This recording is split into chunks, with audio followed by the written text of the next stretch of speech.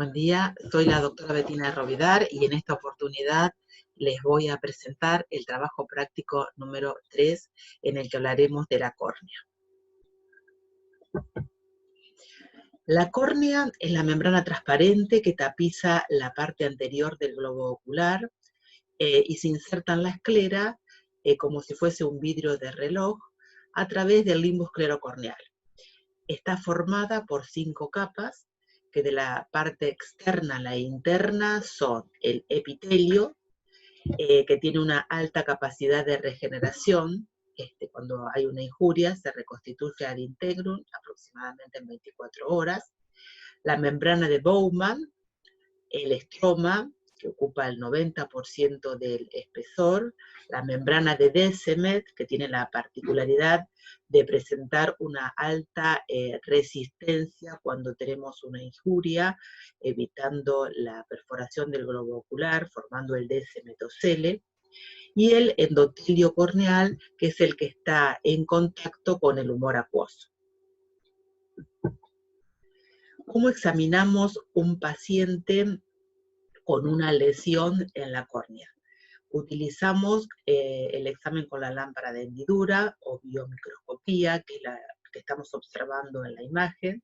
Para ello colocamos un anestésico tópico, como la proparacaína. Los nombres comerciales son la poencaína o el anestalcón. Y colorantes como son la fluoresceína, el rosa de Bengala y el verde de lisamina.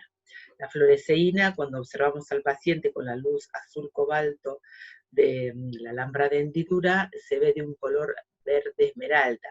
El rosa de Bengala se observa rosa y el verde de lisamina de un color verde. En estas imágenes estamos viendo cómo se observa un paciente que le hemos colocado fluoresceína en las dos imágenes superiores. La fluoresceína tiene la particularidad de que tiñe las células donde se han perdido células y nos muestra la profundidad de la lesión, el diámetro, la forma, la extensión. Vean que en esta imagen, la central, estamos viendo una úlcera dendrítica típica del herpes. En la imagen superior, una úlcera que está tomando toda la parte limbar del ojo. Y en la fotografía inferior estamos viendo una tinción con rosa de Bengala, que tiene la particularidad de teñir las células muertas, y se ven todas esas imágenes color rosita. Bueno, ¿qué es la queratitis? Las queratitis son los procesos inflamatorios que asientan en la córnea. Estas pueden ser ulcerativas o superficiales y pueden clasificarse en no ulcerativas o intersticiales o profundas. En las superficiales, el agente patógeno llega desde el exterior. En cambio, en las profundas, el agente patógeno llega de los vasos limbares. En las ulcerativas, que es la imagen de la izquierda, tenemos una pérdida de sustancia, que la ponemos en evidencia con la tinción de fluoresceína, y el origen puede ser por un traumatismo, puede ser fotoeléctrico, por un lagoftalmos, neuroparalítica o infecciosa. Ya en el momento vamos a hablar de cada una de ellas. Y las profundas son las que afectan las capas más profundas sin una ulceración del epitelio. Generalmente se da en la tuberculosis en un 2%, en la sífilis congénita generalmente un 87% y en la lepra. Vean cómo se observa toda una opacidad en la córnea. La córnea normalmente es totalmente transparente, ya que carece de vasos sanguíneos, ¿sí? Los nutrientes y el oxígeno le llegan del fin lagrimal o de los vasos que llegan al limbo. En esta imagen estamos viendo una opacidad que está afectando el eje visual. Bueno, ahora vamos a hablar de la úlcera simple. En esta tenemos que tener el antecedente de un cuerpo extraño que entró al globo ocular. El paciente se presenta, bueno, con la úlcera, que la ponemos en evidencia con la tinción de fluoresceína, viendo la dimensión, como ya dijimos, la profundidad, el diámetro. El paciente va a tener un dolor importante, ya que recordemos que la córnea no tiene vasos sanguíneos, pero tiene un rico plexo nervioso. Se va a presentar con congestión ciliar, con fotofobia y con epífora, porque se está activando la sensibilidad por vía del trigémino. Lo que tenemos que hacer es descartar un cuerpo extraño. Los cuerpos extraños pueden ser subtarsales, que se ubiquen debajo del párpado superior, que los extraemos con un hisopo, previa colocación de un anestésico. Y si no, podemos tener un cuerpo que se ha incrustado en la córnea, como la imagen que estamos observando, donde tenemos un cuerpo extraño metálico, que lo vemos color rumbroso. Generalmente estos se producen en pacientes que trabajan con moladoras, ya que estos saltan a presión e impactan y se incrustan en la córnea. Lo que tenemos que hacer es colocar un anestésico tópico y lo extraemos con una agujita estéril. Utilizamos las agujitas para insulina. Cuando extraemos el cuerpo extraño, queda una úlcera y un tatuaje por la dispersión del óxido. Lo que tenemos que hacer es raspar con la agujita, extraerlo, para que la inflamación se da más rápidamente en el globo ocular.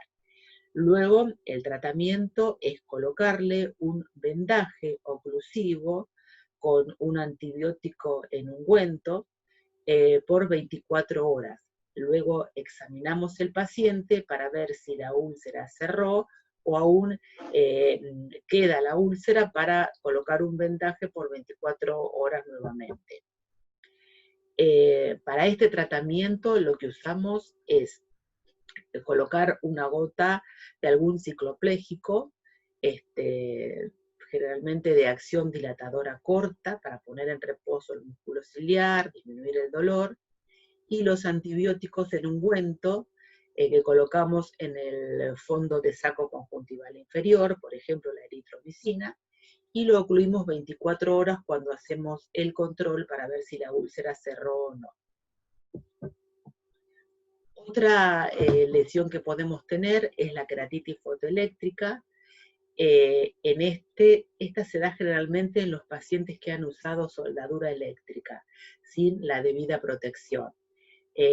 Cuando usan cama solar o los esquiadores en la nieve que no usan los anteojos adecuados.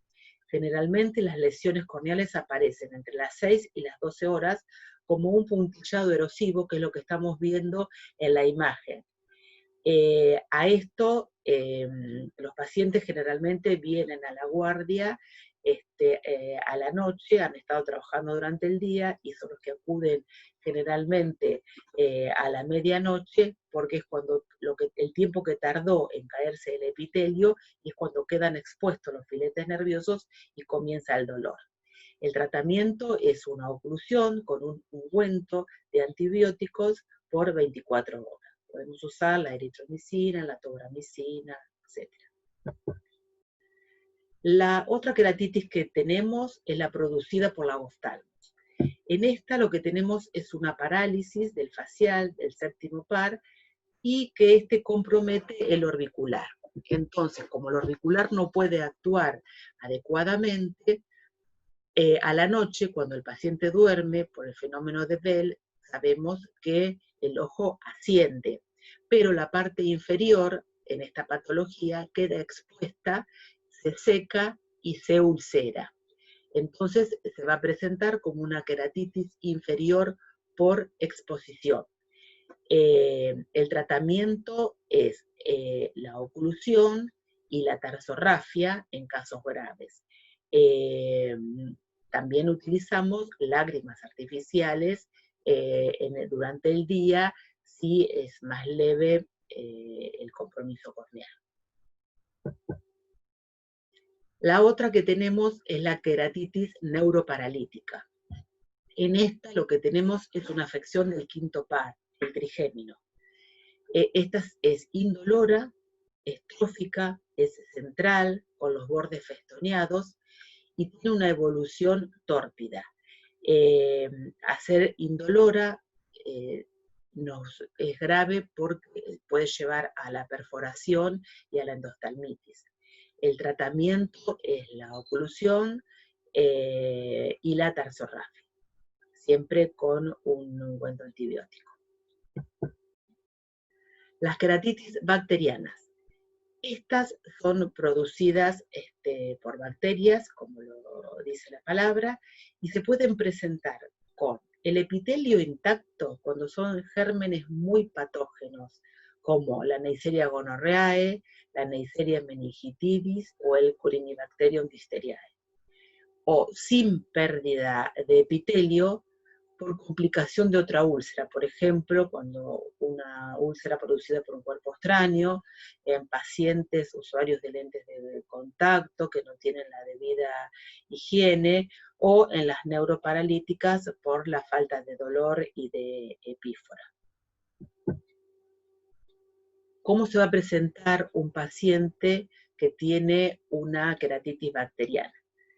Se presenta con una úlcera sucia e infiltrada en los bordes, tiene un dolor intenso, una congestión mixta periquerática y puede tener la presencia de un hipopio.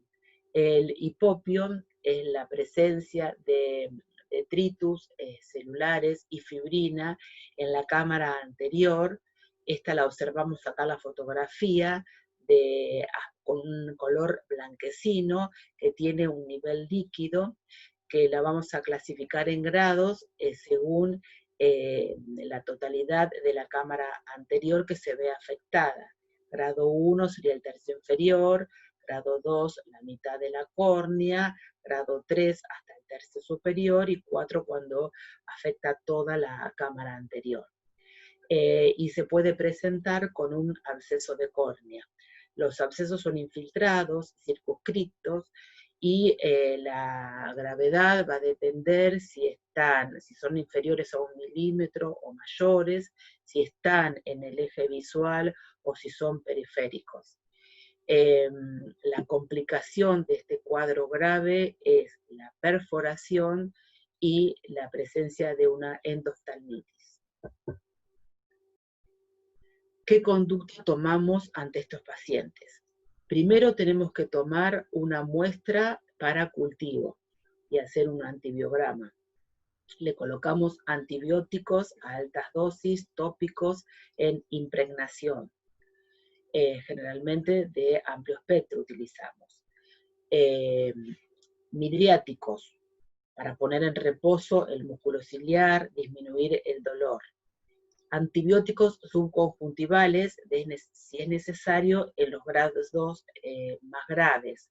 Estos se colocan alta concentración de droga, generalmente cada 24 horas, subconjuntivales, aproximadamente por 5 días. Y luego, cuando tenemos el resultado de la toma de muestra, vamos a ajustar la medicación según el cultivo.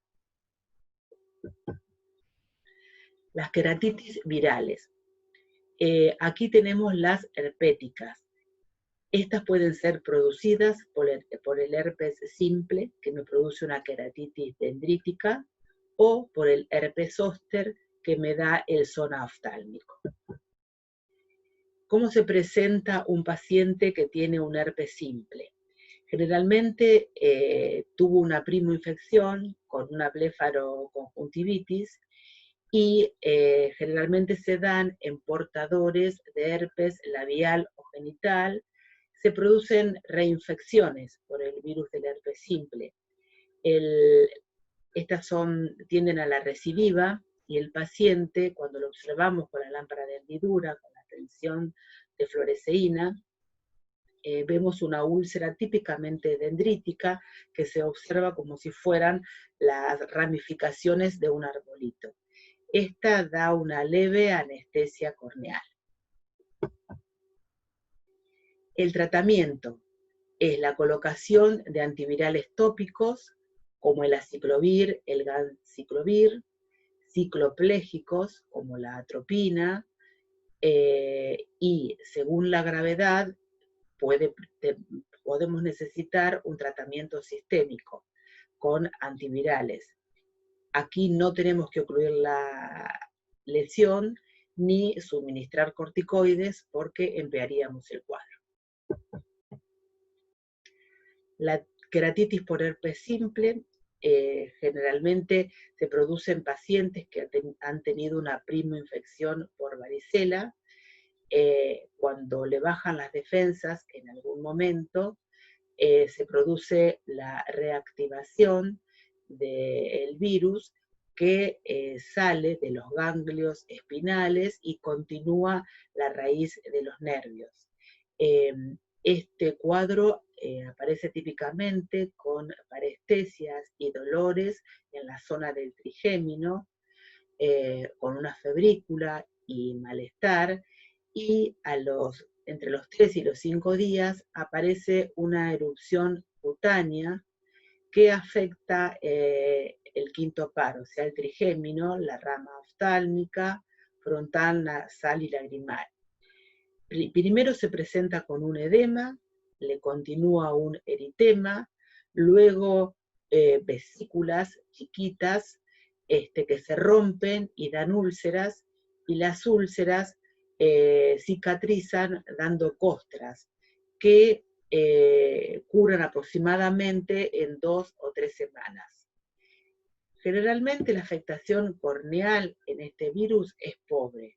Puede dar una uveitis anterior leve o una queratitis puntata superficial. En la imagen estamos viendo cómo es un periodo de costra ya, y está afectando la frente, el párpado superior y el ala de la nariz. Ahora vamos a ver las queratitis intersticiales, no ulcerativas o profundas. En esta estamos viendo la lámpara de hendidura, una imagen donde tenemos una neovascularización profunda con una infiltración no supurativa que afecta al estroma corneal. Generalmente está asociado a una enfermedad sistémica, que puede ser la tuberculosis, la sífilis, o sea, la lues, o la lepra. Este es un fenómeno de tipo inmunológico anafiláctico por la llegada del antígeno procedente de la infección sistémica por los vasos limbares. Bueno, ahora vamos a pasar a las ectasias corneales, que son patologías degenerativas que se presentan en la córnea. Entre ellas tenemos el queratocono y el queratoglobo. El queratocono se presenta con una deformación cónica por una debilidad del colágeno, generalmente en pacientes atópicos. En la imagen estamos observando una imagen en lámpara de hendidura de perfil donde se observa el cono central en la córnea. Esta generalmente es bilateral, pero se presenta de forma asimétrica. Primero comienza en un ojo y al tiempo se presenta en el otro. Produce un astigmatismo irregular y progresivo con disminución de la agudeza visual, que en un principio lo corregimos con lentes de contacto. El queratoglobo, en cambio, es una deformación globulosa de toda la córnea. Tiene mayor incidencia de anormalidades sistémicas y tiene la posibilidad de perforación. Bueno, ahora vamos a hablar del injerto de la córnea, que es la cirugía que se realiza para reemplazar la córnea en casos en que ésta se encuentre afectada. Los injertos de córnea pueden ser según el espesor que tome de la córnea que se va a implantar, puede ser perforante, cuando toma todo el espesor de la córnea, o laminar, cuando toma la parte superficial de la córnea. Y según la finalidad que tenga el injerto de la córnea, puede ser óptico, cuando tenemos una opacidad central que afecte el eje visual, o una deformación grave, por ejemplo, en el queratocono en estadios avanzados. O puede ser tectónico o terapéutico cuando tenemos una infección, un absceso, una perforación corneal. ¿Cómo se realiza el injerto de córnea? Se realiza con córneas provenientes de donantes cadavéricos, que son donantes en procedimientos multiorgánicos o donantes en paro cardiorrespiratorio. En la imagen estamos observando una cirugía de injerto de córnea donde ya está reemplazado el botón corneal y estamos observando un surchet continuo. Generalmente los pacientes toleran el trasplante, ya que la córnea, como ya mencionamos, tiene una falta de vascularización, le llegan los vasos hacia el limbo. Son bastante raros los rechazos corneales. Bueno, muchísimas gracias, hasta luego.